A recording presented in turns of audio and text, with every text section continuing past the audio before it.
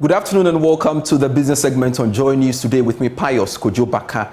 The government, through the National Communications Authority, is in talks with the Gambia and Benin to roll out a free roaming services. This will mean that Ghanaian businessmen, tourists and other traders traveling to these countries won't be required to pay additional services for data or any other mobile services. Speaking at a Platinum Night event to welcome telecommunications service provider Telecel onto the domestic market, Vice President Dr. Mahmoud Bawumia said this will ensure businesses among these countries become successful when they operate. This roaming service is part of a broad ECOWAS initiative aimed at connecting member countries digitally with ease. According to Vice President Dr. Mahmoud Bawumia, government has been able to reach an agreement with neighboring Togo to roll out free roaming services on all networks in both countries, and at the moment, the National Communications Authority is in the process to sign a similar agreement with Benin and the Gambia.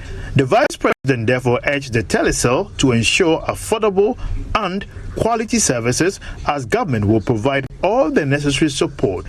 Although adopted in 2016, Ghana's free roaming services agreement with Cote d'Ivoire in June 2023 presents the first such arrangement.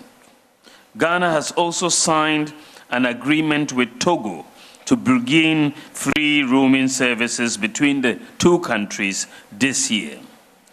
The National Communications Authority is also engaging Benin and the Gambia to establish similar free roaming bilateral agreements.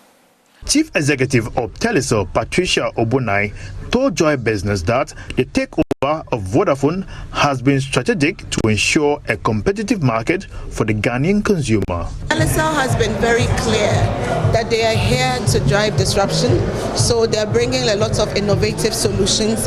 In the end, it's about the network and giving customers a great experience on the network, so they are committed to investing in that network. And I think the second thing is about how we deliver customer experience. It's one thing that everybody complains about, and they've been very clear on how they believe will make a difference in Ghana, especially to our fixed broadband customers. You know how it feels like.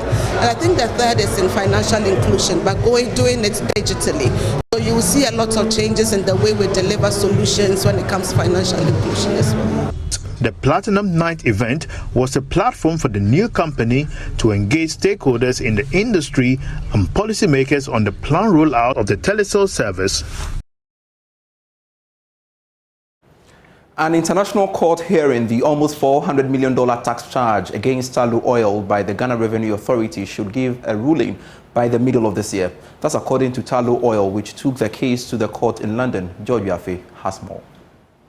The court in London is looking at coming out with this judgment on this case after hearing all the parties involved. Tullow Oil took this action to the International Court after raising some concerns about the almost $400 million tax charge by the Ghana Revenue Authority. The authority claims it took this action after reviewing Tullow's operations since 2021 and realized that this amount of money is due to be paid to the state. The Ghana Revenue Authority insists it stands by this assessment and that Tullow Oil should be paying this amount of money to the government of Ghana in the form of taxes.